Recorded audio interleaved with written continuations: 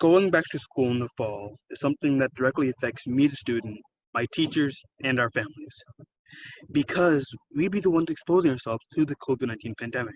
So, I took to talking to my teachers and a classmate of mine at Park Northwest High School, Mr. Zotter, Crystal Purnell, Principal McFarland, and Mrs. Santana.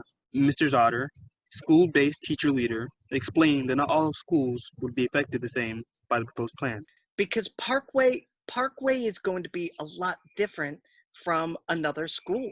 We're not King, we're not Frankfurt, we don't have 1,000 people or even 500 people in our school. We've got 300 students. Crystal, a classmate of mine, expressed her opinion on virtual learning. No, I don't want to do virtual school because I used to be homeschooled. And even when we did go virtual, like in March, like my attention span was terrible. And I didn't really get the work or help I needed because they would either reply way too late. And it was like, no one was like really like available. And yeah, I just don't like virtual school. Principal McFarland explained the steps you would take if an outbreak were to occur.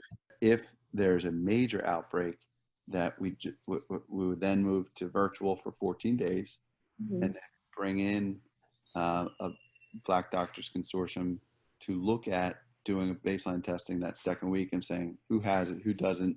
Let's wait for the results and then let's kind of start fresh.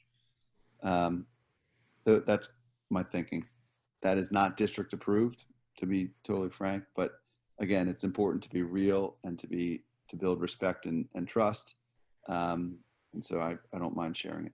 Mrs. Santana, English 4 and seminar teacher, expressed that there is an issue in regard to the family's well-being with students returning to school. So that is of concern to me because we all have families and we worry about, even if we're asymptomatic, and especially for the young kids who are typically asymptomatic, you know, what if they go home to their grandmother who has a pre-existing condition because mom has to work now and there's no other option. So now you have the family kind of put in, you know, a rough situation of having to make some really tough choices because we've opened school as opposed to going virtually.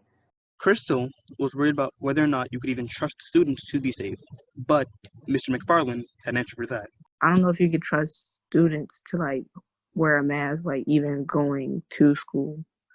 Like maybe they won't wear a mask and like on the bus or something, and then they catch you on the bus. If we have a plan and it could potentially impact somebody's health for months or forever, and could put people at risk literally, then it's a matter of being absolutely strict with mostly students, but also families and faculty and staff. If I say that we've decided that staff needs to wear face shields and a staff member's not wearing a face shield, that's just as much a problem to me as a student not wearing a mask. So that strictness will go across the board. At the time of editing this, the district, in lieu of the concerns of parents, teachers, and students, had decided to go fully virtual until November 17th. Signing off, this has been Denzel Massley, WHYY intern. Thanks for watching.